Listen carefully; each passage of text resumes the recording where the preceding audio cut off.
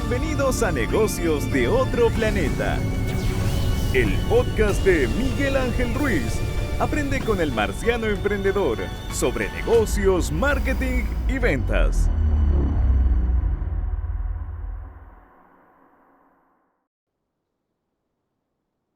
Listo, audio, micrófono, siempre me va dando una cagada en esto. Bien, listo, estamos. ¿Cómo están? Sean todos bienvenidos a un nuevo capítulo de Negocios de Otro Planeta. ¿Se largó a llover ya? Está a punto de largarse a llover en Santiago. Estamos en primavera. Bueno, este capítulo va a salir como en febrero de 2024, pero está siendo grabado en primavera, pero tenemos un viento afuera, trueno, relámpago y una nube que te la encargo, así que se pone a llover en cualquier momento. Sean todos muy bienvenidos. Estamos muy contentos de estar acá nuevamente con un pedazo de invitado, con nuestro querido amigo Rafael Fuentes de parte de Rocketbook. ¿Cómo estás, Rafa? Bien, bien, ¿tú, Miguel? ¿Qué ¿Todo tal todo? bien? ¿Contento? Sé que te has movido por gran parte de Latinoamérica. Gracias por darte un tiempo en tu apretada agenda para conversar con nosotros de este tema muy interesante que tiene que ver con emprender viajando y emprender de forma remota. Hoy día hablamos incluso de los nómadas digitales, gente que se mueve por toda Latinoamérica o por el mundo haciendo negocios desde ningún punto en específico. Y es un tema súper interesante, sobre todo para las nuevas generaciones que tienen como esta visión de no quiero tener oficina, quiero viajar por el mundo, quiero poder disfrutar, ¿cachai? Y tener mi propio negocio. Rafa es cofundador de Rocketbot, una empresa de automatización de procesos a través de bot, conocido en su sigla en inglés como RPA o RPA, pero nadie el RPA en Chile, Latinoamérica. Le ha ido bastante bien, hoy día está muy fuerte con el tema de bancas, seguros y un montón de industrias más. Está detrás de, ahí les va a contar en los numeritos, la cantidad de procesos que ha sistematizado, que ha automatizado, hoy día que está tan de moda la inteligencia artificial. Rafa lo está haciendo hace cuántos años ya? Hace 5 años. 5. Hoy día está de moda la inteligencia artificial y Rafa ya lo estaba hablando desde antes, desde mucho antes. Y una empresa que está, no sé cuánto te falta para ser unicornio. No, faltan varios millones de dólares todavía. ¿Falta? ¿Todavía está ahí Sí, en la pelea? faltan varios, faltan varios. Pero está ahí, está en el camino. Así que contento de tenerte acá y poder conversar contigo, Rafa. No, no, muchas gracias, Miguel. Muchas gracias por la invitación y de verdad yo creo que hay harta aquí historia para contar, experiencias entretenidas, otras medias peligrosas, de- pero Sí. justamente ese emprender viajando es súper entretenido. Oye, cuéntame cómo partió Rocketbot, porque desde ahí partió, porque esto es la base del por qué es tan remoto esto. Porque, si mal no recuerdo, tu socio vivía en Argentina y tú en Chile cuando partieron esto. Sí, exacto. Así funcionaba. Más bien a los pocos meses de que nosotros lanzamos la startup, nosotros fuimos a Perú, fuimos a Colombia y mi socio a los 4 o 6 meses se tuvo que ir a vivir a Colombia por el tema de los clientes que nosotros teníamos allá. Pero con lo interesante, como dices tú, o sea, la empresa de alguna manera casi que se funda de manera remota. Exacto, Más o sea, bien, partimos siendo remoto. sí, nosotros tuvimos una oficina al inicio, oficina que era porque primero teníamos una consultora, entonces como consultora teníamos oficina física, pero cuando decidimos ser una startup, decidimos en el fondo cerrar la oficina. Más bien nosotros cerramos la oficina un par de meses antes del estallido social. Y desde ahí en adelante, la empresa fue 100% remota y hoy día hay 50 personas que trabajan en Rocketbot y esas 50 personas están remotas hoy día en sus casas trabajando. Algo que, o sea, claro, la pandemia aceleró la implementación de trabajo remoto por razones obvias, porque se vieron obligados a, sabiendo de que muchos, sobre todo en Chile, yo no conozco tanto la experiencia latinoamericana con respecto a eso, pero sobre todo en Chile, se tiene esta idea, ¿no? De que si yo no estoy detrás del trabajador, el trabajador no trabaja, literalmente, que tengo que estar aquí, como que los tengo que tener donde mis ojos, como decían cuando chico, ¿no? Donde mis ojos te vean, ¿cachai? Para poder trabajar y poder avanzar cuando no necesariamente es así. En tu experiencia, ¿cómo ha sido esto de trabajar de forma remota? No es fácil, uno tiene algunos tips de encontrar gente que esté capacitada, porque sí hay experiencias de gente trabajando en remoto que no rinde o que no da. Mira, de verdad que en el caso nuestro como experiencia, de verdad que el tema del trabajo remoto, si yo te pudiese decir de la gente que no ha funcionado, debe ser con suerte un 3% o un 5%. Y O ahí sea, no casos sé, puntuales. son casos puntuales. Y son personas que en el fondo han tenido que salir de la empresa justamente por eso, ¿no? Porque justamente hay gente de que no se puede adaptar. Pero creo que es importante ahí, Miguel, el tema de cómo nosotros medimos a las personas. Y ahí es donde yo creo que hay que hacer un cambio, porque a veces los objetivos que uno plantea son objetivos a lo mejor de muy largo plazo, son objetivos difíciles de ver, hasta para el mismo trabajador. Dice, bueno, si no me van a medir de aquí a 6 meses o no me van a medir de aquí a un año, entonces puedo estar 6 meses sin hacer nada y nadie se va a dar cuenta, ¿no? Claro. Y eso puede pasar. Pero justamente nosotros hemos ido aplicando metodologías donde esa medición se va viendo inmediatamente semanal, mensual, trimestral. Y ahí en el fondo es cuando tú te empiezas a dar cuenta. Sí puede pasar que no te das cuenta, porque no ha pasado, pero como te decía, son casos totalmente puntuales. Pero al fin y al cabo lo que tú estás hablando es que en vez de, por ejemplo, medir la concreción de la venta, que es un proceso largo, o sea, se sabe que es largo, vender no es como Exacto. que, sobre todo con una gran empresa, hay muchas manos que toman la decisión. No sé cuál es tu experiencia con respecto a cierres de ventas, pero en mi experiencia, trabajando con multinacionales, demoran a lo mínimo de 3 a 6 meses un cierre de venta. Con una Sí. multinacional vendiendo un proyecto. ¿Cachai? Y estamos hablando de un estudio de miles de dólares. Son de 3 a 6 meses, no hay nada que no sea mínimo 3 meses. Por lo menos en mi experiencia, no sé cuál ha sido la tuya en general.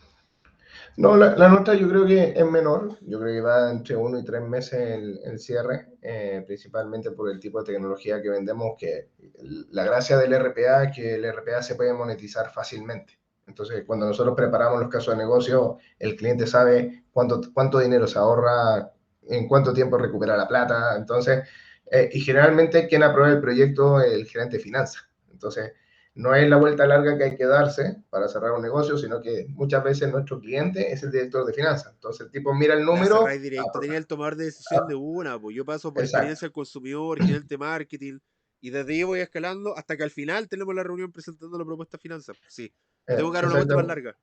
Tú te das una vuelta más larga, en el caso nuestro es más corta y claramente el ciclo de venta es mucho más corto. Pero, por ejemplo, ahí la importancia que nosotros hemos armado, por ejemplo, es el uso del CRM y, por ejemplo, también el tema de forecast semanales. Y esos forecasts muchas veces los lidera primero un director de venta, pero también después nosotros lideramos otro como dirección general, ¿no? Entonces, cada uno presenta su cuenta y claramente uno como director general tú tienes que hacer preguntas claras, ¿no? ¿Con quién estás hablando? ¿En cuánto tiempo se demora el área de compra en sacar la operación? Y ahí tú te das cuenta finalmente quién está haciendo su trabajo y quién no. Entonces ya cuando se empieza a repetir demasiados forecasts seguidos, el mismo tipo de respuesta, inmediatamente tú identificas quiénes son los vendedores que están haciendo el trabajo y quiénes no. Pero hay que hacer eso. Ya al fin y al cabo eso te permite tener un control, no micromanagement, no de No, no. cada interacción que tiene, porque eso es imposible. O sea, micromanagement en el remoto es lo más desastroso sobre la faz de la Tierra. Si el estar controlando de cómo hiciste esto, avanzaste con esto, es como estar persiguiendo a tu hijo que haga la tarea. O sea, estamos hablando de... Y tenemos esta visión extraña de que los seres humanos, los adultos son adultos que pueden tomar decisiones, pero llegan a la empresa y se transforman en niños que hay que decirle qué hacer.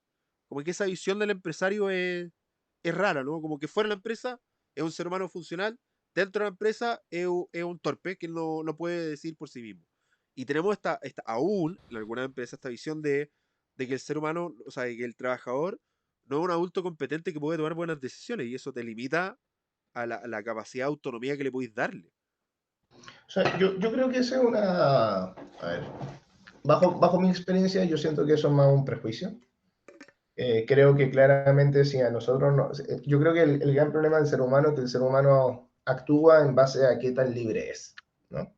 Entonces, si te dan la libertad y no hay control y no hay un sistema de gestión implementado, etcétera, claramente como humano te desbordas y te comportas en el fondo como un niño, ¿no? Y te lo decía, o sea, a mí me ha tocado justamente gente que tú te dabas cuenta de que no estaba haciendo su trabajo, que te decían que sí, pero después, por ejemplo, no sé, nos enterábamos de que mandaba 2 correos electrónicos en el día, pero claramente era justamente por falta muchas veces de gestión o de mayor control sobre esa persona. Pero justamente yo creo que cuando se logra crear un modelo de gestión y de control que te lleva finalmente a cumplir tus KPI o te lleva a cumplir tu OKR, eh, la gente hace su trabajo. Y a mí me ha llamado mucho la atención. Nosotros, Miguel, competimos con empresas que valen 5 billones de dólares, con empresas que valen 10 billones de dólares. Competimos con un Microsoft, con un IBM, y hemos logrado agarrar una empresa que partió de cero hace 5 años y que hoy día pelea de igual a igual con cualquier líder de mercado. Sí. Entonces cuando yo veo eso y me preguntan a qué se debe el éxito, yo digo a ese equipo que tiene claro su KPI, tiene claro su OKR y qué tiene que hacer para ir en el fondo en el cumplimiento de ese objetivo.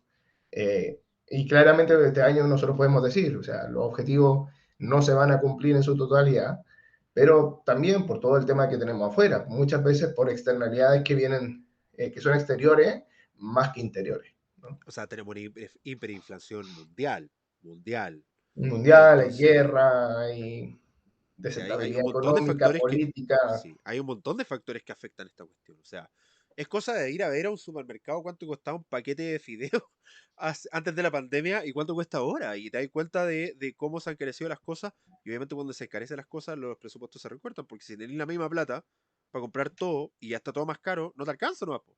Y recortáis presupuesto. Y ahí Lo estamos interesante, nosotros sufriendo este año de un año muy lento. sí, lo interesante, por ejemplo, como empresa, que a pesar de todo, de ser un año lento, de todas las externalidades que hay, etcétera, hoy día nosotros somos una startup rentable.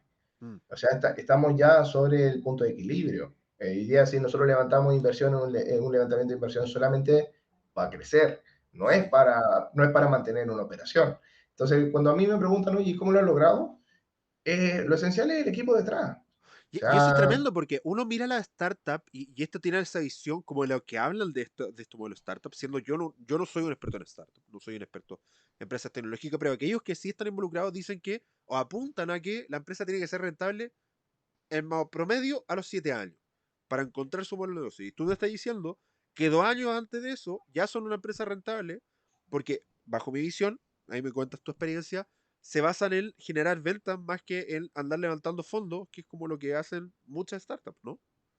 sí, o sea, a nosotros nos tocó hacer distintas estrategias. Uno, el tema de la venta y por otro lado también bajar costos. El problema muchas veces cuando tú tienes fondos de inversión o hay un venture capital detrás es que uno se pone a gastar plata como loco, ¿no? O sea, muchas veces ni siquiera miden bien en qué estás gastando plata. Y cuál es el retorno finalmente también de esos gastos. Pero claramente cuando ya se te acaba ese dinero, tienes que decir, bueno, ¿y ahora cómo lo hago? ¿No? ¿Y cómo lo hago con el equipo que tengo? Pero es interesante y ahí ya también viene en el fondo el paso siguiente, ¿no? Ya como somos una empresa rentable, es interesante porque ya empiezan a haber ofertas de compra, vienen los venture capital, te dicen, oye, te pongo más plata. Finalmente uno también se empieza a volver más atractivo porque claramente no pasa, por ejemplo, lo que ahora está pasando con WeWork, ¿no? Que pasó a ser una compañía de 40 billions a hoy día estar totalmente quebrada. Y muchas veces pasa eso cuando llegan los fondos de inversión, te meten dinero, te pones a gastar como loco, tu estructura de costo aumenta, y sí, todo con el fin de, como dices tú, 7 años más o 10 años más, en el fondo, poder ser rentable. Pero también yo creo que lo que está pasando a nivel económico es un sacudón para las startups y ya no pensar tanto en ser rentable en 10 años, sino cómo logro ser rentable antes, con la finalidad de no tener una estructura de costos tan alta y enfrentarnos a todas las externalidades. Sabiendo que nadie en su sano juicio puede asegurarse que va a ocurrir de aquí a 7 años. O sea, ya de aquí a 2 años, 3 años ya está difícil visualizar qué va a ocurrir. Imagínate 5, 7, 10 años. Es imposible. Nadie sabe cómo va a ser la humanidad, la sociedad y el planeta el 10 años. Es imposible. No conozco a nadie que tenga dos dedos de frente y que te pueda decir cómo vamos a hacer en 10 años. ¿Sí? Sí, exacto. Sí, Entonces, si o estáis sea, preparando una empresa para ser rentable en 10 años, estáis literalmente tratando de ser rentable en un futuro incierto, donde ni siquiera sabéis que la solución que tú tengáis va a ser útil para la humanidad. por eso finalmente todo esto se basa en el tema del fondo de riesgo, ¿no? O sea, por eso los venture capital te prestan plata pensando en eso, o sea, y tienen súper claro finalmente sus modelos, o sea, saben de que una de cada 10 va a financiar la pérdida de las otras 10 y a lo mejor pueden salir tablas, pero claramente se basan en ese riesgo que dices tú y en base a eso es que también te cobran en el fondo tu equity con la finalidad del día de mañana a lo mejor multiplicar por 20 o multiplicar por 50 su inversión. Ahora, en ese contexto, ya tenemos un equipo, ya formamos. Yo recuerdo que te pegaste un viaje por, déjame recordar, me corrige si estoy equivocado, para entender y conocer la cultura maya, ¿no? Sí, sí. Y fuiste Y, por Centroamérica, ¿no? o sea, no, mira, principalmente yo siempre he tenido una visión de los negocios internacionales. Y los negocios internacionales se basan principalmente en temas culturales. ¿Qué tanto conoces la cultura para poder romper el hielo? Y hace poco lo conversaba con mi novia, sobre todo un poco conversando de esta sesión, ¿no? Y conversamos, por ejemplo, del caso de Perú. Cuando yo voy a Perú, y todos sabemos que existe un conflicto entre Perú y Chile, aunque los peruanos nos miran muy bien como economía, etcétera, pero siempre existe ese conflicto.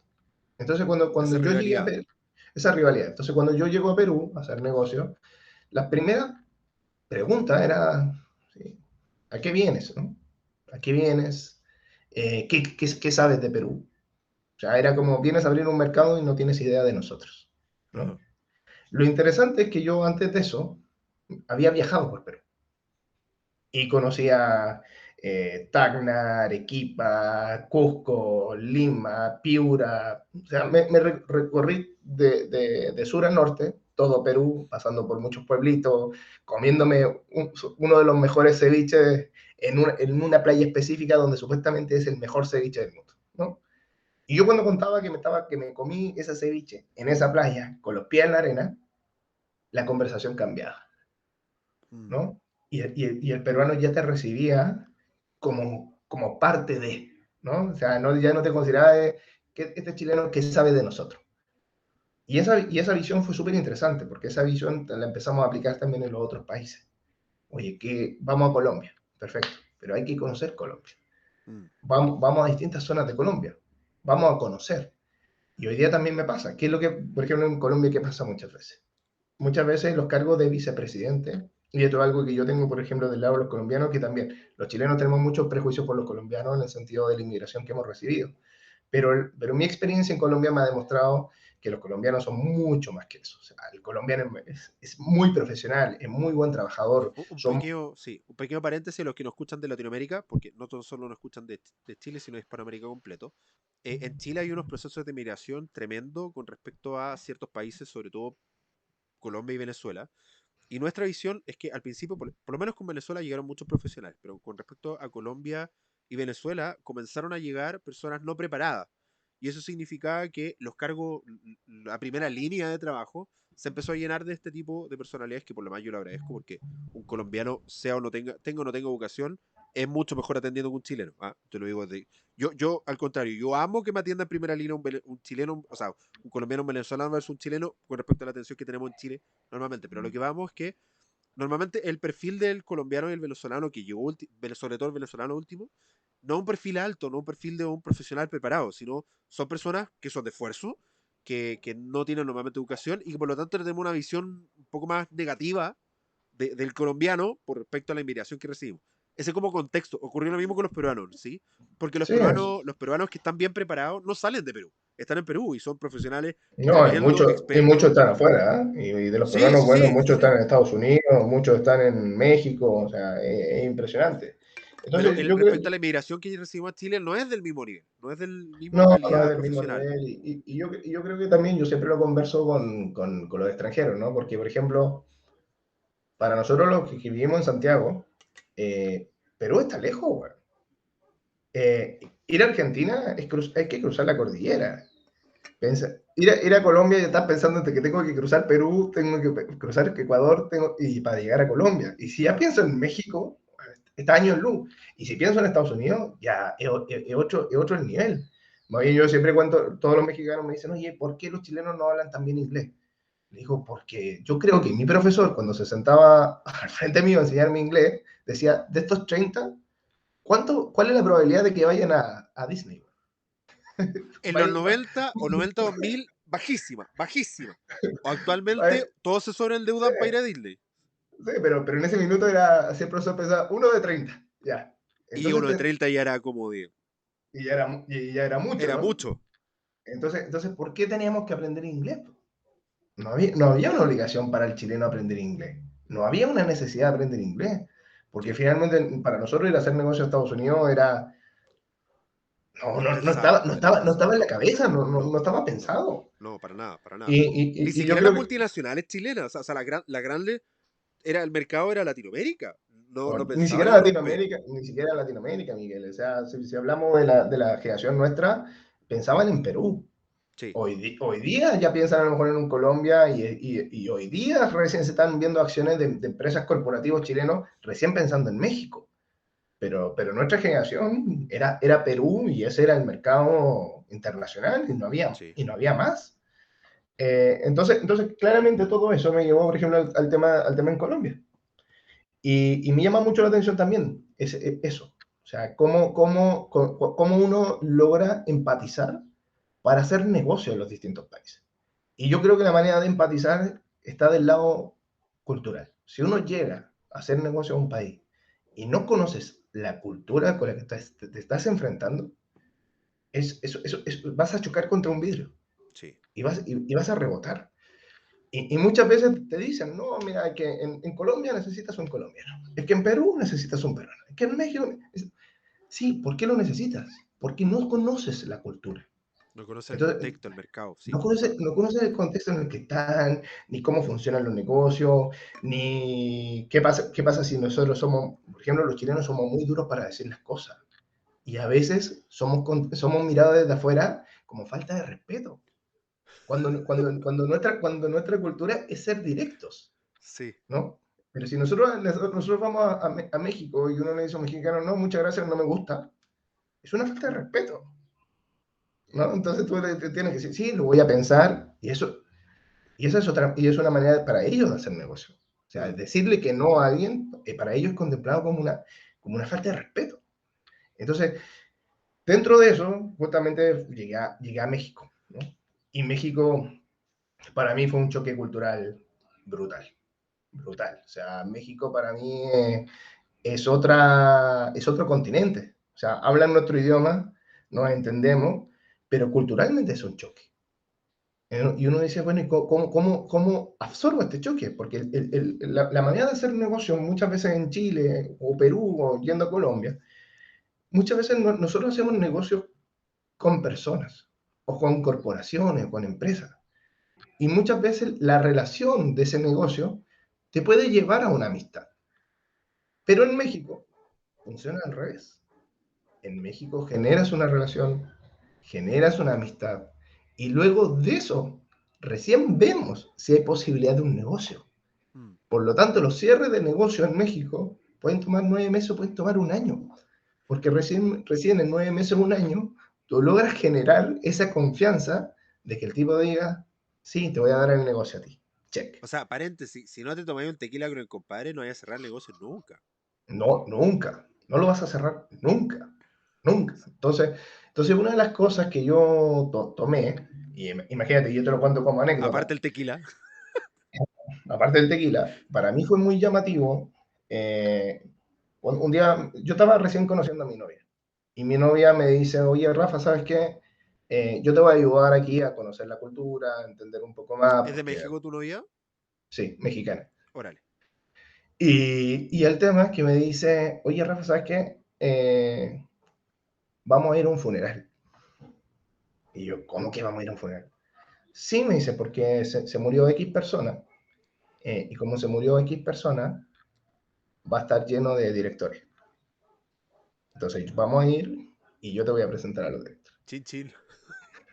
Y para mí fue muy llamativo eso, ¿no? Porque yo entré, fui ahí al funeral, participé, todo. Saliendo de la iglesia,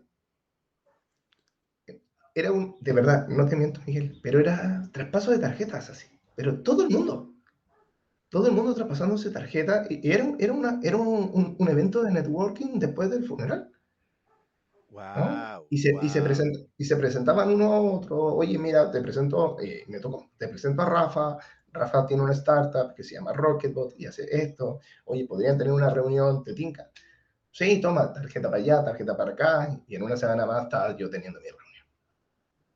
Y tú te das cuenta que no solamente era eso, sino que estaba el hecho de ir a tomar desayuno, estaba el hecho de ir a almorzar, de ir a cenar. O sea, imagínate que me tocó ir hasta, no sé, a una primera comunión. Y hasta la primera comunión era importante. Era importante asistir si te invitan. O sea, no es como acá que uno dice, no, amigo, muchas gracias, tengo un panorama.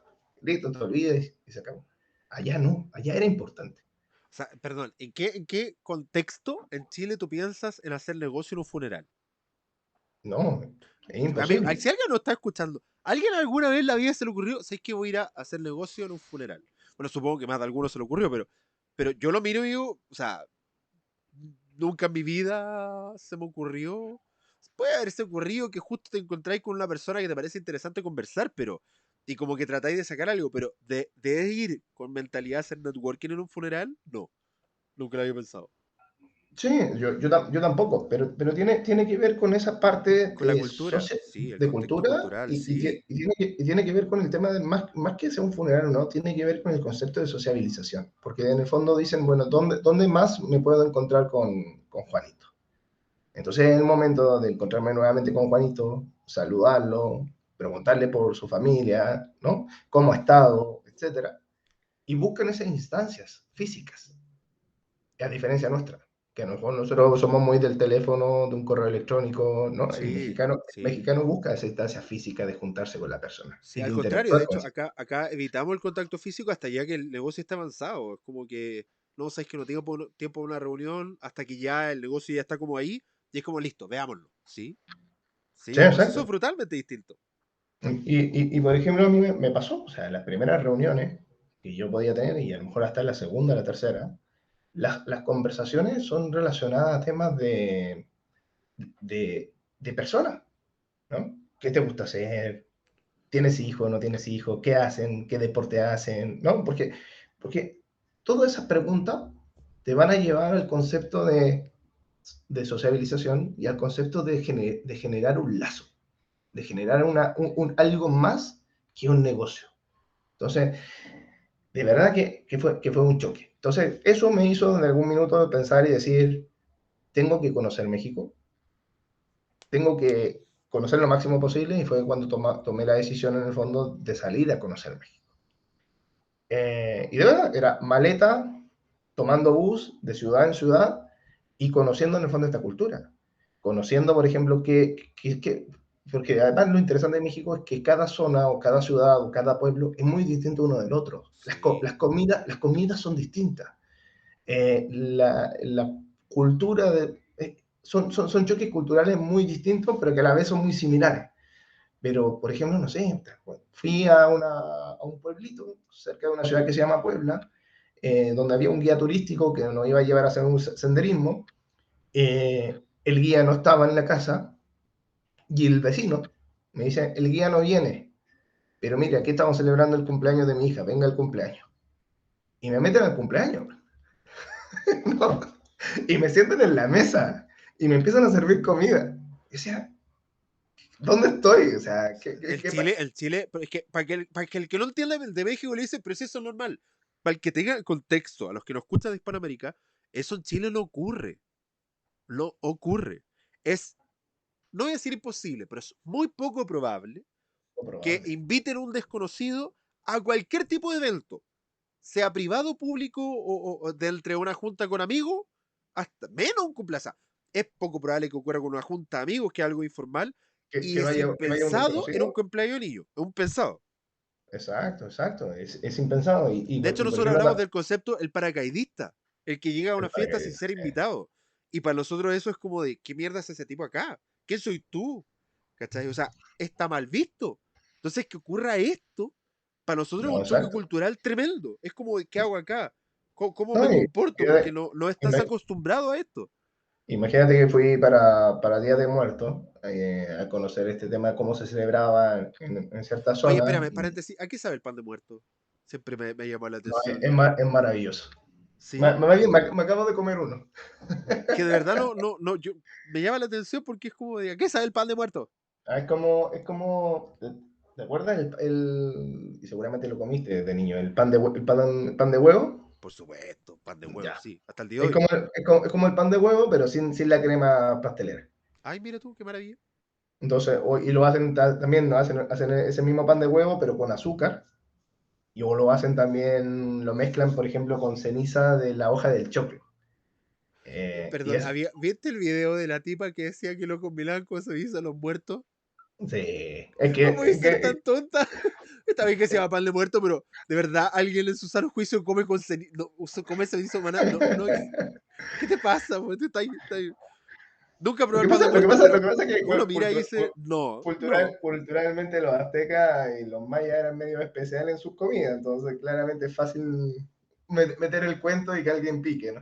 Sí, pero Pero imagínate, en este otro caso también, muy interesante, ¿no? Fui yo a conocer el Día de Muertos, cómo lo viven en los cementerios, y la gente te invita a estar con ellos en ese proceso dentro del cementerio y te están dando también comida, un vasito de gaseosa, eh, comidas que ellos mismos cocinaron. Entonces tú decís, oye, eso en Chile es imposible que pase. puede pasar, pero en el sur. Sí, En el sur son muy así, pero en la capital, olvídalo. Te hacen eso, tú sientes que te van a hacer algo. Es como de, ok, ¿de qué forma me van a raptar, torturar, capturar, robar? Como que mira, uno dice, dime la trampa, ¿dónde está, dónde está la trampa aquí? pero cuando hablamos del sur, estamos hablando del sur-sur, estamos Sí, po, sí, hablando sí, en un sí. Chiloé, De los campos del sur, ahí sí ocurre sí, algo muy parecido, pero estamos hablando en el sur, o sea, no estamos hablando de las ciudades importantes, estamos hablando de los pueblitos, ¿no? donde te Sí, invitan a todos a comer, pero también para nosotros como capitalinos, también es un choque cultural de cómo te invitan a una cuestión del pueblo y van todos, y tenéis que ir porque van todos, ¿cachai? Y es como de, ya, pero si soy de la ciudad, no, no importa, tenéis que estar. Y te invitan y te dan comida y tú quedas como de, uy, qué genial, porque no estás acostumbrado a eso. De hecho, incluso yo lo siento como incómodo, porque es como de, ok, es incómodo. ¿cómo me comporto? ¿Qué hago? ¿Qué digo? Me siento acá y como callado, hablo con la familia. Te ponen en una posición como chileno, insisto, extraña, ajena a ti. Sí, totalmente. Entonces, y justamente tomé la decisión de hacer este viaje. Yo estuve cerca de 4 o 5 meses viajando y conociendo las distintas culturas, ¿no? Entre los aztecas, los zapotecas, los toltecas, y de ahí en el fondo los mayas y toda esa parte. Y también entendiendo mucho de la parte en el fondo justamente gastronómica. Para los mexicanos la gastronomía es un tema súper importante, como también para el peruano. La única forma de conocer una cultura es comiendo su comida. Esa es mi visión de vida real. La mejor forma de enterarte de la cultura es qué comen, cómo comen y qué disfrutan las personas comiendo. Esa es la mejor forma de conocer una cultura, con la comida. Y es una Sí, de las cosas que más me exacto. encanta hacer, recorrer y comer comidas que no he probado. No siempre sale buena, hay malas experiencias, pero son experiencias. Es Sí, como listo, exacto. lo probé, nunca más. La primera y la última. No, de esto nunca más. Si me lo sirven, No, digo que no, gracias. yo, por ejemplo, ahora soy muy adicto en el fondo a todo el tema de insectos. O sea, yo aprendí a comer insectos en México. Que te Entonces, vaya muy bien, muchas gracias por eso, pero yo así el ¿no? insecto soy feliz. Entonces a lo mejor todo el mundo dice, sí, Los chapulines, yo también he comido chapulines. Ya, sí, el chapulín es la base de la pirámide de insectos. Pero, por ejemplo, yo probé, no sé, escorpiones, ¿no? Entonces tú te no, metes el gracias, escorpión completo a la boca y... no, no, yo sí estoy bien, hay cosas que no necesito probar, ahí está mi Entonces, límite, no paso entonces, para allá. como los mexicanos son muy orgullosos de esa parte sociable, de esa parte de la comida, también de su atractivo turístico y de su historia prehispánica, saber de eso ayuda mucho a romper el hielo. Porque el concepto que hay del mexicano hacia el lado del sur es que lo que se fabrica en el sur no es tan de buena calidad, ¿no? ¿Por qué? Porque tengo Estados Unidos muy cerca. Entonces, Mm, para mí ir a comprar a Estados Unidos, compro calidad, compro bueno, compro conocido. ¿Por qué voy a ir a comprar algo a Chile? mm. Y Entonces, sobre claro, todo de buen nivel, o sea, a buen y de precio. nivel. Los gringos tienen unos precios increíbles con respecto a Latinoamérica. Increíble. Sí, o sea, tienen software de primer nivel por $9 mensuales o por $5 mensuales. Entonces, Y una chaqueta que acá te cuesta, no sé, 80 100 dólares, allá la puedes encontrar a 10 15 dólares, hasta 5 dólares. Es como de, tráeme 20, ¿por qué acá tengo que pagar más? Se me castiga. Entonces, por ejemplo, a mí me tocaba mucho ver eso, y todavía me cuesta ver muchos chilenos que van a hacer negocios a México y se les dificulta. Mm. Y se dificulta justamente por eso, por no ser parte en el fondo de esa cultura, etc.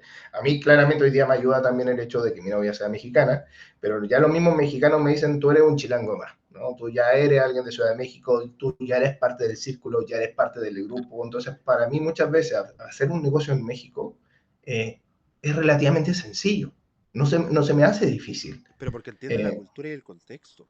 Y te involucraste en la exactamente, cultura y contexto.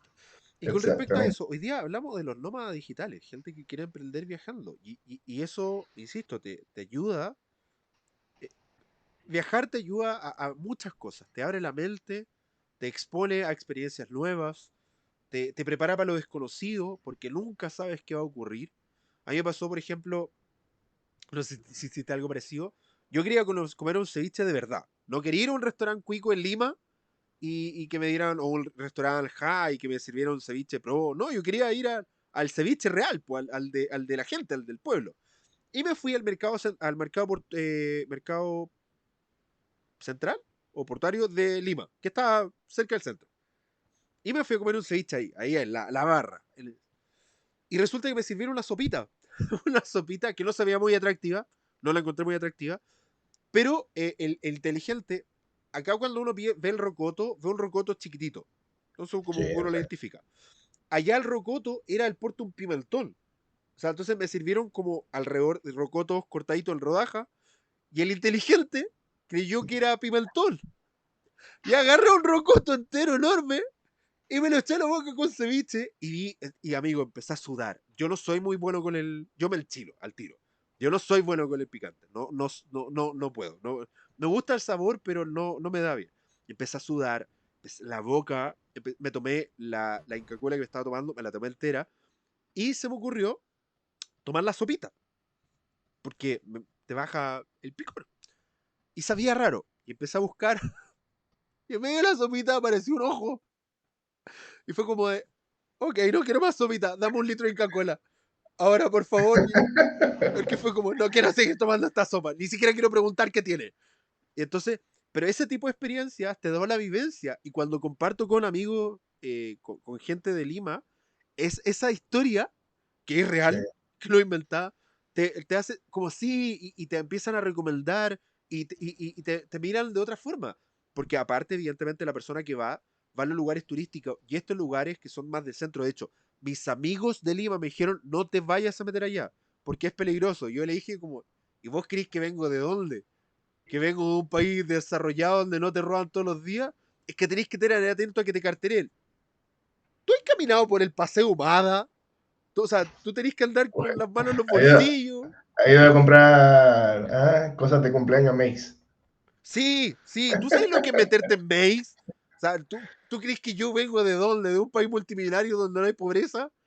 No, Como tú, a mí me pasó en Perú cuando yo contaba que me iba a polvos azules o que me iba no, a gamarra y todos preocupados de uno, ¿no? Pero es interesante esa parte cultural, lo que tú dices, o sea, esa experiencia tuya de la sopa con el ojo, tú se lo cuentas a un cliente y el cliente inmediatamente empatiza, ¿no? Porque lo conoce y a lo mejor ya es parte de su cultura sí, y para ellos es normal, pero para ellos es gracioso que a lo mejor que para ti haya sido un impacto, ¿no? sí. A mí me pasó también, me llevaron a comer pulmón de vaca y yo así como, no, que, bueno, pero que es parte de la cultura, perfecto, y hay que tomarlo así, como dices tú, te puede gustar, no te puede gustar, pero hay Pero lo que vivir, experimentaste.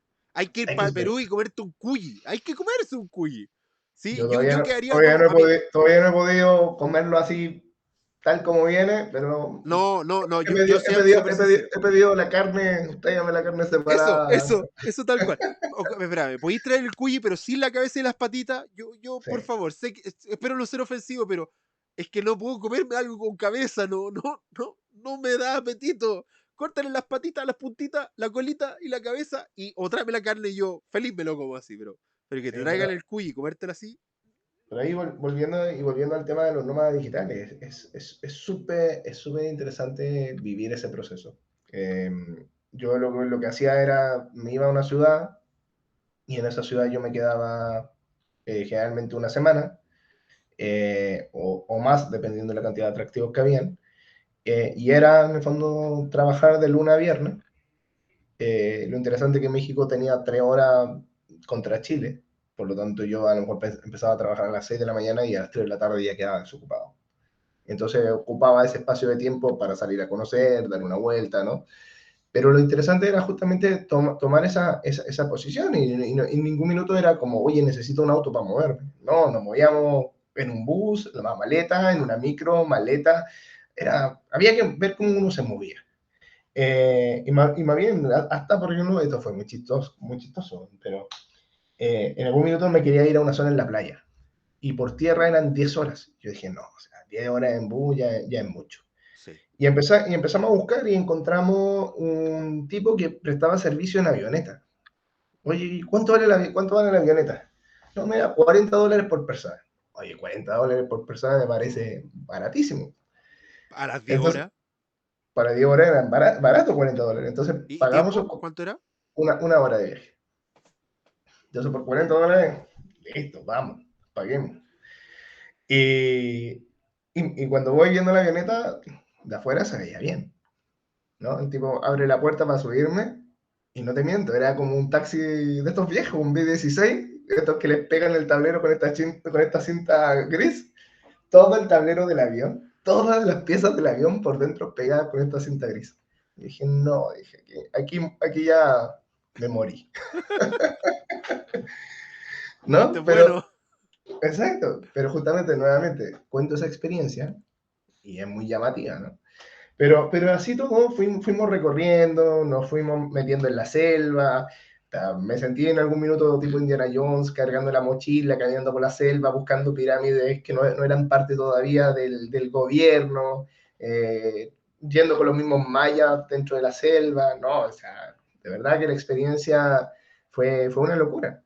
Pero así todo hay cosas, por ejemplo, yo decía, hay cosas buenas y cosas malas, ¿no? Entonces yo también muchas veces cuento la situación que a mí me pasó con los mexicanos y los mexicanos me dicen que solo a ti se te ocurre. Y por ejemplo yo me fui a meter a una zona conflictiva. Ok. Entonces en un pueblito que se llama Ocosingo, que está yéndose a la frontera con Guatemala, contratamos un guía turístico, nos vamos con el guía 1 de la mañana para ir a meternos a la selva. ¿A quién Y se le ocurre? Espérame, no, pero espérame. Partamos por. ¿A quién se le ocurre ir a la 1 de la mañana a la selva? Yo siento que a la 1 de la mañana van a matar los animales que están ahí. Todos los animales son nocturnos, los depredadores. No, ¿De no, pero verdad? en este caso íbamos por carretera, o sea, íbamos camino hacia la selva por Ok. carretera. Pero nos pasó que a la 1 de la mañana nos despertamos con golpeo en la ventana y eran guerrilleros. Entonces imagínate despertar a las 2, 3 de la mañana, medio dormido, miráis por la ventana para afuera y veis 10 tipos con armas, se le ve a los puros ojos y pidiendo en el fondo que le entregáramos todo. O sea, y entregar todo era dinero, billetera, mochila, todo, o sea, era quedarse sin nada. Pero bueno, nosotros tuvimos la suerte que nuestro chofer era bien bravo, así que aceleró a fondo y logramos escapar. Pero claro, o sea, es una experiencia.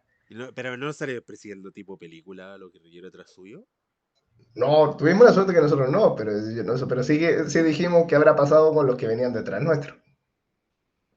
¿No? O sea, no sabemos qué le habrá pasado al grupo que venía atrás, pero por lo menos nosotros no nos pasó nada. Pero claro, todas esas cosas son experiencias que finalmente a mí me han servido mucho, por ejemplo, para hacer negocio. Porque me ha tocado vivir esa cultura. Y lo interesante ahí, Miguel, después finalmente es que, por ejemplo, en mi caso, ya como chileno, venir a Chile y recibir las malas caras, la mala atención, los grupos chicos de amigos, ya como que me conflictúa, man. Me conflictúa porque ¿Cómo los se te grupos. ocurre que el Chile atiende mal, con malas caras? Eso no pasa en Chile. Nunca, nunca. ¿Cómo se te ocurre la mala atención acá si este país es tan bueno? Somos el mejor país de Chile. ¿No? Y el tema social, porque me imagino que a ti también te pasa, y nos pasa a todos, que nuestros grupos son muy cerrados. Mm. Tú haces algo en tu casa y no son más de 4 personas, 6 personas. pero no estás hablando que a tu casa metes 30, 50 personas. Y esas 30 o 50 personas son cercanos. No es que no sean cercanos, son cercanos. Entonces uno dice, qué locura, bueno. Entonces yo un día hice un cumpleaños para mi novia en su casa y de verdad yo hacía la lista y decía, esto era una lista de matrimonio. O sea, no puede ser que sea tanta gente. O sea, yo hago un cumpleaños en mi casa y vienen 4 personas, bueno. Sí, y eso es multitud, ya es como de, Y puta, que eso es estoy multitud. estresado. Atender a 4. ¿No? Y es otro tema en México. Hacer cosas en la casa es importante. Y llevar a la gente que tú quieres a tu casa es importante. Más bien, ellos tienen el lema de que mi casa es tu casa. Entonces, cuando tú quieras ir a su casa, tú golpeas la puerta y entras. O sea, no tienen drama en eso. Y por ejemplo, me pasó a mí con un cliente, ¿no? Cliente de León.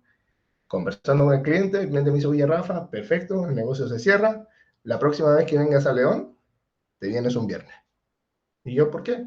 No, porque después de aquí del negocio nos vamos a mi casa y en mi casa hacemos fiesta, hacemos karaoke y bueno, el domingo te devuelves a Ciudad de México. Y yo decía, esto es imposible. O sea, que en Chile venga un director de un banco a invitarte a su casa, a A un pasar el fin de semana, karaoke. a un karaoke, pasar el fin de semana ahí, no, es difícil. Más bien el pensamiento de uno es, ¿le gusté? Sí, ¿No? está ahí mal. Sí, es que claro, es que el Chile, pues, entiéndalo usted, es que gente de Latinoamérica dice, es que no entiendo por qué les complica tanto esto, porque en Chile de verdad tratamos de mantener esta relación lo más profesional posible. Y olvídate de hablar cualquier cosa que no sea negocio, porque eso te Sí. desperfila. Te desperfila, o sea, tú decís, no, a mí me gusta cantar. Ah, y como que te baja el perfil. Ya no eres tan profesional, ya no eres tan capaz porque tienes un gusto extraño o un gusto normal.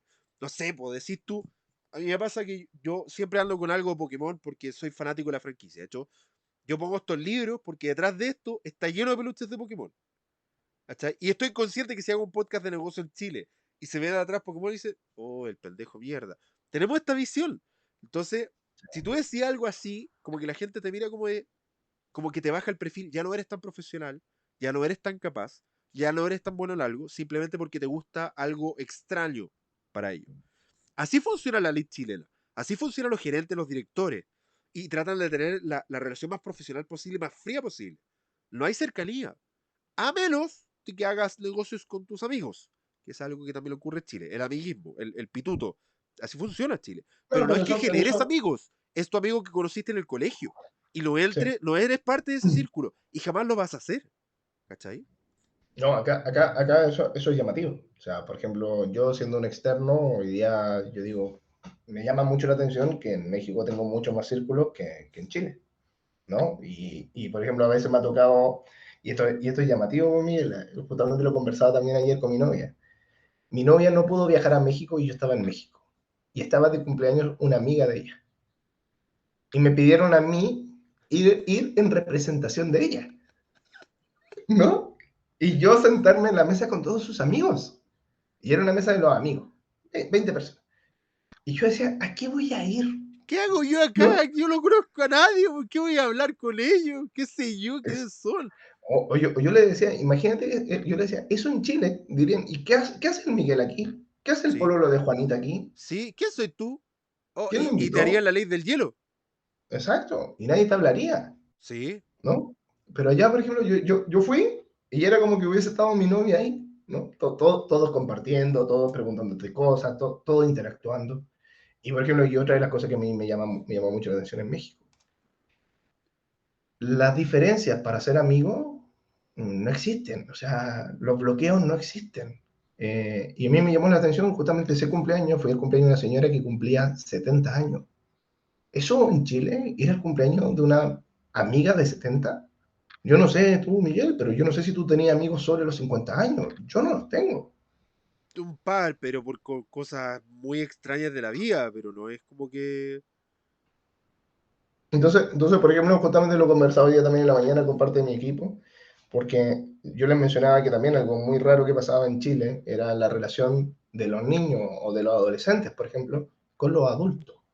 como que los niños y los adolescentes no se integran a los grupos de adultos. No. Siempre nosotros como adultos los dejamos fuera. Es como, oye, Incluso los aquí, cumpleaños de niños, como que los niños juegan y los papás se juntan a hablar cosas de adultos. Los niños no son parte de eso, no, ¿sí? y los adultos, y tú como adulto le dices a los niños, oye, estamos hablando de cosas de adultos, Sale para allá. váyanse para allá. ¿Sí?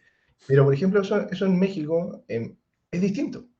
O sea, los niños interactúan contigo como adulto y opinan como adulto. Y nadie les está diciendo, oye, Oye, ¿tú qué váyanse. es ahí? Pendejo mierda, sal de acá. Eso lo quería literalmente Chile. Rafa, ¿es una exageración? No, no es una exageración. Eso te dirían, ¿qué sabes tú, pendejo mierda? Sal de acá, anda a jugar allá. Esa sería la reacción promedio en Chile.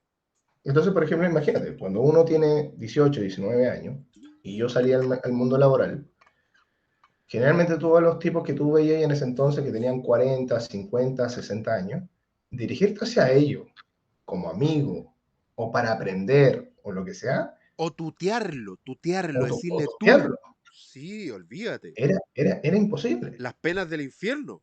Te ganaste Y, y, su animadversidad eternamente. y, por ejemplo, ayer, justamente por este tema de Día de Muertos, acompañé a mi novia a comprar pan de muerto a una iglesia en el centro. Hay una monjita ahí que hace. Y lo interesante, imagínate, llega una chica, 19, 20 años, mi novia tiene 42, y le empieza a tutear, ¿no? Y empiezan a hablar. Y era como ver a dos de 20 años. Y después le dice, oye, ¿me dais tu Instagram? ¿Me dais tu WhatsApp? ¿Tenés Facebook? Y yo decía, eso, por lo menos mi generación, era imposible. No, No sé, olvídate. yo no sé cómo será la generación de ahora, pero eso es imposible. Entonces, cuando yo veo que mi novia tiene una amiga de 70 años, cuando voy a tomar desayuno con su grupo de amigos y veo gente de 60 sentados en la mesa, ya no se me hace extraño. Mm. Pero al principio yo decía, oye, ¿por qué hay una señora aquí de 70 años en la mesa? ¿Será la mamá de alguien? Sí, No, esa es la mentalidad chilena, sí. Como, ¿usted es mamá de quién? De los amigos que está sentada acá para no dejarla sola, ¿no? exacto, exacto. Esa fue mi visión, ¿no? Y después te das cuenta que no. Entonces yo hoy día en México comparto mucho con gente de 60, 70 años. El otro día fui a una reunión con un señor de 70 años y yo decía, qué increíble es poder tener estas conversaciones, sobre todo también de negocios con alguien tan adulto, Mm. porque tienen otra visión, tienen muchas cosas a veces que enseñarte, ven el mundo de otra manera, pero muchas veces nosotros somos criados de una manera que conversar con los adultos como que no está permitido. No, no, los adultos son inaccesibles. ¿Cómo no siquiera se te ocurra preguntarle eso a Don tanto? Eso no se habla. Tú miras así como de, ¿qué ocurre? ¿Qué ocurre? Acá en Chile usamos eso de la puerta abierta cuando los gerentes, ¿no? Pero tú que realmente cuando usáis la puerta abierta, cooperaste. No te ven mal al tiro. Y la puerta abierta es decir, oye, ¿sabes que tengo este problema? ¿Me puedes ayudar? Y el tipo después dice, oye, ¿tú cachai? A mí me pasó. Trabajé en una autopista, era mucho más joven.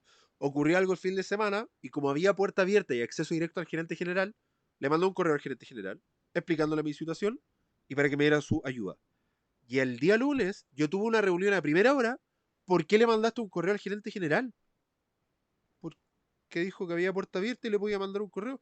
Es que se enojó y se sorprendió que alguien le escribiera un día sábado en la mañana. Y es como, yo asumo que él no trabaja un día sábado. Yo lo que esperaba que él, luego a primera hora se conectara y me respondiera, sin ningún problema. Y fue un caos, porque le hablé directamente al gerente general y dijo, pero si él dijo que podía, ¿cuál es el problema? Yo hice uso de lo que él dijo que podía usar. Y fue un caos. Y yo, como joven, tenía cuánto, 24, 25 años trabajando ahí, no entendí el problema. Y es como, pero si me dicen que puedo hablar con él y le pregunto algo y ahora me dicen que no puedo hablar con él, ¿puedo o no puedo? ¿Cachai? Ese contexto es lo normal en Chile. Y Sí, si y alguien... ahí la importancia justamente del tema de los negocios internacionales. O sea, yo creo que de verdad, yo alguna vez conocí un chico que esto me llamó mucho la atención, que estaba en la universidad, imagínate, 19, 20 años, y tenía un compañero de 28 años, y todos lo molestábamos, puta, el tata, el abuelo, ¿no? Y resulta de que el tipo termina la universidad y lo nombran como director de marketing internacional de un tema de hoteles. Claro, y después cuando empiezo a investigar más, El tipo, claro, había conocido 40 países. Se nos quedó pegado, Rafa. Ah, la conversa está interesante. ¿Por qué ahora? Rafa, ¿estás ahí? Ahí volví, parece, ¿no? Ahí volviste. Sí. Bueno, y recapitulando, entonces, este chico vivió en 50 países, aprendió 5 idiomas, pero el tipo tenía conocimiento de la cultura de todos esos países donde él había estado trabajando, viviendo. Entonces, cuando yo veo la importancia de eso, yo dije, aquí hay algo que tengo que aprender. Y si quiero ir a hacer negocio afuera, la parte cultural es súper importante. Y como dices tú, y la parte cultural se conoce en los centros históricos, se conoce en la comida, se conoce en sus fiestas y costumbres, En la y plaza, en la en la calle, plaza, en la en los calle, lugares de reuniones normales, conversando con la gente, involucrándose con el pueblo, no yendo a las cuestiones internacionales, a las o cosas que están turístico. pensadas para el extranjero. ¿Cachai? Sí. Porque las cosas que están pensadas para el extranjero no tienen tanta cultura. Hay excepciones, pero no tiene tanta cultura porque tiende a ser más internacional. Pero cuando uno se va, en vez de al mall que todos conocen, se va al barrio, al comercio de Al barrio, mercado, al al mercado, mercadito. sí, a la feria o street market, como le conozcan en los países. Esas cosas son... Tú conoces la cultura chilena cuando vas a comprar una feria en Chile. ¿Quieres conocer la cultura chilena? Ándate a una feria. Ándate al Mercado Central. Ándate a La Vega. Ándate a A la la vez. Valledor. ¿Cachai? Con cuidado. Con cuidado. Siempre Sí, atento sí. con la mochila, no muestre la plata, con el celular no en la mano, en el bolsillo, sácalo pocas veces, siempre atento a tu alrededor. Anda a caminar por el Paseo Humada, ve cómo la gente interactúa ahí. ¿Sí? Ten cuidado con los carteristas que te abren la mochila y te sacan cosas, pero hago Sí, excepciones. pero ese es el tema importante. Y Y lo si otro alguien, es, si alguien quiere partir en el mundo nómade, quiere decir, oye, ¿sabéis qué? Quiero ser un nómada digital. ¿Cuál sería tu consejo para partir? bueno, deshacerse de todo. Yo creo que esa es Ir liviano por el mundo. Sí, o sea, yo, por ejemplo, yo me deshice de todo, ¿no? O sea, me deshice de todo. O sea, vendí todo lo que había, en ese momento yo arrendaba, devolví el arriendo y en el fondo era, no hay un motivo, no hay algo por el cual tú tengas que volver, ¿no? Ya no está tu cama regalona que muchas veces a todo el mundo dice, no, ya quiero volver para acostarme en mi cama. No, la cama ya no existía. Y lo que había era lo que cabía en una maleta y se acabó. Entonces, ese nivel de liviano que puedes ir por el mundo, es lo que te da esa opción de decir, bueno, mañana voy a estar acá y de acá me voy a mover acá y de acá me voy a mover acá y mañana veré hacia dónde me muevo, ¿no? Y yo creo que el gran problema de eso es que uno un poco se hace adicto. O sea, se hace adicto a ese modelo. Entonces, después de eso, imagínate, yo me fui a Estados Unidos. En Estados Unidos también fui por negocio a Tampa. Y de Tampa, por ejemplo, me fui recorriendo toda la costa atlántica en tren, ¿no? Yo creo que pocos sabemos de que Estados Unidos tiene una red ferroviaria tremenda. O sea, puedes recorrer todo Estados Unidos en tren si quieres. Y yo no lo sabía hasta ese minuto, ¿no? Entonces tomaba un trencito hasta tal pueblito, me quedaba en ese pueblito, trabajaba, me iba a otro pueblito y así. Y después me pasó en España, ¿no? Me fui a España y también exactamente lo mismo. Entonces, pero lo entretenido de eso es que empiezas a ver justamente ciudades que a lo mejor son distintas a lo que uno vive, ¿no? En su día a día. O sea, por ejemplo, nosotros no hablamos mucho, Miguel, por ejemplo, en España, de Madrid y Barcelona, pero existen ciudades, por ejemplo, a lo mejor que también a lo mejor es conocida, yo creo que más conocida por el fútbol, que es Bilbao, ¿no? Bilbao yo creo que todos la conocemos por el fútbol, pero Bilbao es una ciudad increíble, es una ciudad preciosa. Granada, Granada es hermoso. Yo he visto fotos. Yo alguna vez vi a la Universidad de Granada con una opción para estudiar un máster de neuromarketing. Y la ciudad era como, Dios mío, qué Sí. maravilla. Las callecitas, uno miraba y decía, Esto es otro mundo, otro mundo". No, pero por ejemplo, lo entretenido por ejemplo, de Bilbao, que fue parte del País Vasco, y, y la mayoría de los inmigrantes, que hoy día en el fondo es Chile, y si tú lo miras en las familias más importantes, la mayoría son vascas, son de herencia vasca, de vasca. Y te empiezas a dar cuenta, por ejemplo, que el País Vasco o Bilbao se parece mucho a Providencia y empiezas a ver que la estación Mapocho también se parece a algo similar que tienen ellos y tú dices, oye, qué interesante.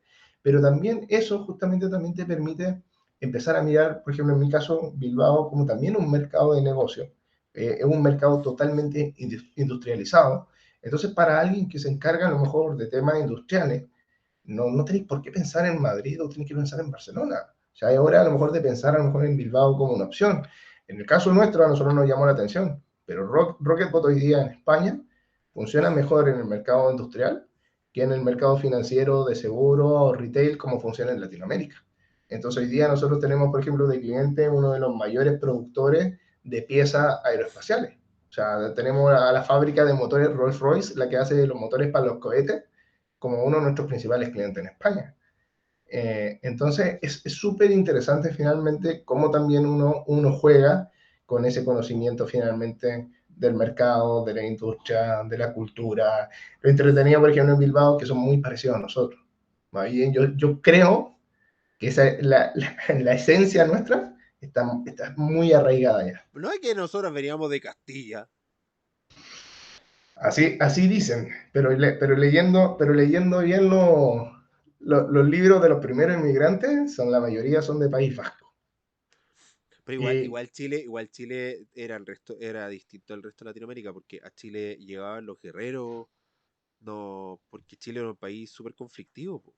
Tenían sí. dominado toda Latinoamérica menos Chile, entonces acá llegaban los tipos que venían a ganarse la vida, los que eran, habían sido condenados criminales. Chile no llegó lo mejor de España, amigo. Llegaron por No, no, eso, no fuimos virreinatos. no, para nada. De hecho, por eso, creo, si mal no me equivoco, si la memoria no me falla históricamente, a Diego Almagro se lo cagó una indígena cruzando la cordillera, po. Para que cacháis lo tonto que era, porque obviamente no llegaba a personas muy cultas, llegaban personas de pelea, de barrio, de guerra. Acá llegaba la gente decía, mira, vamos a llegar allá y tenemos que pelear todos los días. ¿Quién viene? Y evidentemente no venía la gente culta, no, venían los guerreros, No, la o gente. sea, lo que te digo yo te había hablado justamente de post todo eso, ¿no? En la parte de la colonización. Entonces, te Pero en empieza a dar. general, entonces, tú, para partir al mundo tú, del nómada, del nomadismo, lo más liviano posible, No, no, no. abrirse a todas las posibilidades, a las variaciones, porque siempre trata de ver la comodidad y uno exagera la comodidad de cómo voy a pagar lo primo, que es impagable. O sea, si queréis ser nómada, impagable vivir a puro premio, a menos que seáis hijo de, con un presupuesto y una espalda financiera importante. Ser nómade y vivir las experiencias premium no necesariamente viene en el mismo saco. No, no, no, no, no. Y ahí justamente yo, por ejemplo, siempre lo cuento. O sea, yo cuando partí el negocio en Perú, la manera de vivir era vivir en un hostal y compartía ahí pieza con 15 personas. Y yo siempre digo, yo me levantaba a las 6 de la mañana a trabajar y a las 6 de la mañana venían los gringos de la fiesta, bueno. Entonces, y tocaba vivirlo así. Y lo mismo también fue en México, ¿no? O sea, eh, cuando eres nómada digital no puedes estar pensando que te vaya a quedar en un hotel y tampoco te vaya a poder quedar en un Airbnb lujoso. O sea, tienes que ir pensando en bajar esos niveles porque claramente el costo de vida es alto. Nadie te arrienda en el fondo una casa amoblada, mientras no sea por Airbnb, nadie te arrienda una casa amoblada. Y las tarifas de Airbnb son tarifas súper infladas. O sea, por lo tanto, si queréis vivir en un mes y gastarte 400, 500 lucas, el tipo de vivienda que tenéis que arrendar no son en los mejores barrios, no es de la mejor calidad, no es lo mejor de lo mejor. Entonces te toca enfrentarte con ese mundo que en el fondo, que lo que decías tú, es un mundo más del pueblo, ¿no? Me quedo donde a lo mejor vive la clase media, media baja, para ir a comprar ya no voy al supermercado, sino que voy al mercadito, ya no como en restaurantes, como en el puestito de los tacos de dudosa procedencia.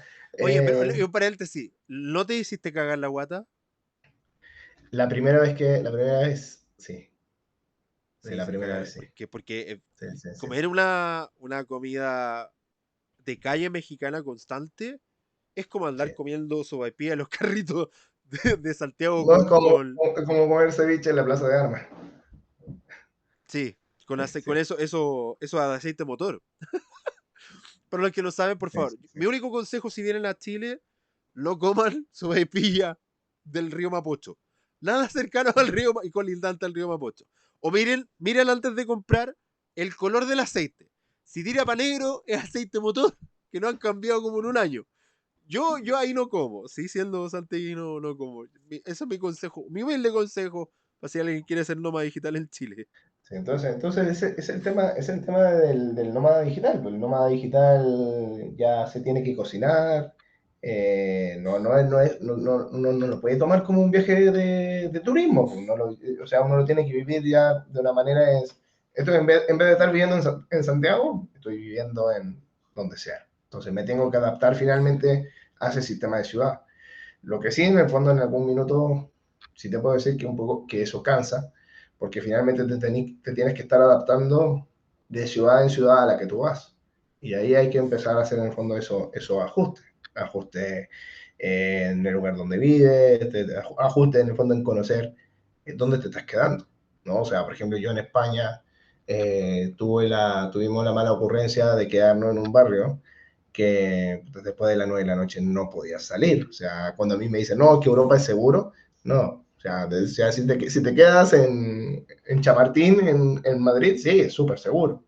Pero si te quedas en ciertas zonas, no. O sea, ya te das cuenta de que en el fondo también existe la delincuencia, que también te pueden matar, que también te pueden robar, ¿no? O sea, existe. O sea, no. Lo que pasa es que muchas veces también de nuestro lado creemos que todo lo que está en Chile o todo lo que está en Latinoamérica es malo y que todo lo que está en Estados Unidos es bueno. O sea, en Estados Unidos No, olvídate, también. hay barrios en Estados Unidos donde ya ni siquiera, yo creo que la legua queda chico al lado de esos barrios, sí, olvídalo. En Bueno, Nueva York, yo en Nueva York, como claramente no me daba para vivir en Manhattan, me fui a vivir a la periferia y periferia dentro de Brooklyn.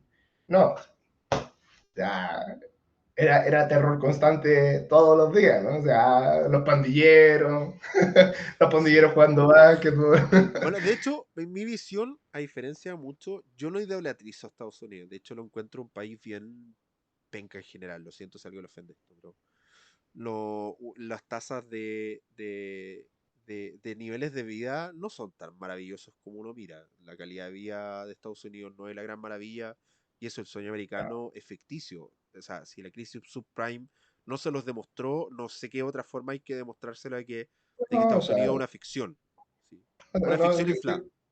yo creo que Estados Unidos, si tú lo miras desde el punto de vista materialista, si tú eres alguien que mira solamente en materialismo, es un gran país, ¿no? Pero, por ejemplo, a mí me llamó mucho la atención, un día mi novia se enferma brutal, resfriada, y dije, te voy a ir a comprar un jugo de naranja, ¿no? Y me crucé parte del barrio, encontré un lugar de jugo de naranja y pregunto, oye, ¿me da un juguito de naranja? Sí, me dice, son $25. No, compadre. $25 un jugo de naranja. Cuando aquí en Chile o en Perú, en Perú lo compras por $0.50. Entonces, cuando alguien Acá me dice que sí. cambiar un jugo de naranja de $0.50 por uno de 25, yo prefiero vivir en Latinoamérica, la verdad. Sí, no, amigo, ¿y qué? ¿Te compré, si quería hacer un jugo de naranja normal? Fui a la feria el martes, 2 kilos por lucas, 2 kilos por $2, 2 kilos de naranja, listo, por $2. Y te lo haces tú mismo. Y ni siquiera tenéis que tener juguera, porque lo estrujáis a mano, ¿qué tanto cuesta? Sí, pero si tu visión es tener un buen auto, si tu visión es tener, no sé, el último televisor de 80 pulgadas, si queréis tener un PlayStation, si queréis tener un iPhone, etcétera, sí, bueno, Estados Unidos es la panacea, porque te pagan a lo mejor $2.000 como salario mínimo y el iPhone cuesta $800. Claro, no es lo mismo que acá, que ganáis 400 lucas y el iPhone vale 800. O sea, hay mucha gente que mira a Estados Unidos también desde ese aspecto, ¿no? Desde el Sí, pero aspecto. de hecho yo no lo admiro. Uno conoce cuando conoce la cultura y la realidad, sobre todo los latinoamericanos viviendo allá, te das cuenta que no es tanta maravilla. No es tanta maravilla. De hecho, No, alguna vez leí, también, por ejemplo, Australia es como Estados Unidos, pero sin vagabundo. Y sin ¿sabes? tanta pobreza. Imagínate que ahora en México hay un problema súper grave en el tema inmobiliario, porque están recibiendo una inmigración muy grande de gringos.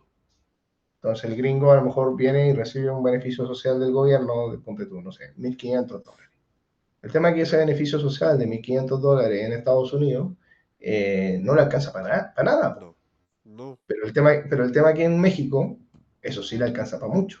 Entonces, ha llegado tanto gringo a México que están generando problemas en que la gente, el mexicano ya no puede vivir ahí, porque las rentas subieron. Entonces, una renta ya no era de $500, ahora la renta es de 1.000. Entonces, el mexicano común y corriente ya no puede vivir ahí. Porque el gringo sí llega y sí te paga los 1.000. Porque a lo mejor en su país las rentas son 1.800, son 2.000. O sea, el tipo ya se está ahorrando $700 o $1.000.